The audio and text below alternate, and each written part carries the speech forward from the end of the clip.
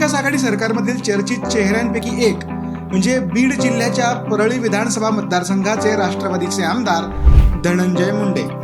राज्यात ते सामाजिक न्याय मंत्री म्हणून काम पाहतात। तसेच आमदार म्हणून आपल्या परळी मतदारसंघात त्यांनी नक्की काय काय विकास कामं केली हे जाणून घेण्यासाठी आम्ही आमदारांचे रिपोर्ट कार्ड घेऊन आलो आहोत। या माध्यमातून आम्ही काही मतदारांशी प्रातिनिधिक स्वरूपात बोलून त्यांच्या प्रतिक्रिया जाणून घेतल्या। त्यांनी स्वतःच्या तिजोऱ्या भरण्याचं काम सुरू केले।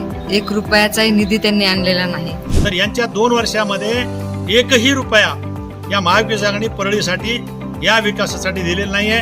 विकासाचा अनुशेष स्वतः भरून काढण्याचं काम या 2 वर्षामध्ये आमदार धनंजय मुंडे यांच्या प्रयत्नातून यशस्वीपणे या ठिकाणी राबवलं जात आहे। जगाच्या आमदाराकडून कुठल्याही प्रकारचा ग्रामीण भागासाठी फंड आलेला नाही। अनेक युवकांना बेरोजगारांना या ठिकाणी रोजगाराच्या संधी उपलब्ध करून दिलेल्या आहेत। यावेळी आमदार धनंजय मुंडे यांना त्यांच्या कामांसाठी मतदार 10 पैकी किती गुण देतात हे पाहूया। -10 गुण देऊ शकते मी। मायनस मध्ये द्यावं लागेल 10 पैकी 10 गुण। माझ्या मतानं 0 गुणच मी त्यांना पैकीच्या पैकी गुण देऊ इच्छितो। परळी विधानसभा मतदारसंघातील मतदारांनी प्रातिनिधिक स्वरूपात बोलून त्यांच्या प्रतिक्रिया दिल्या। मतदारांनी आमदारांच्या रिपोर्ट कार्डवर दिलेल्या मार्कांची सरासरी होते 4 गुण।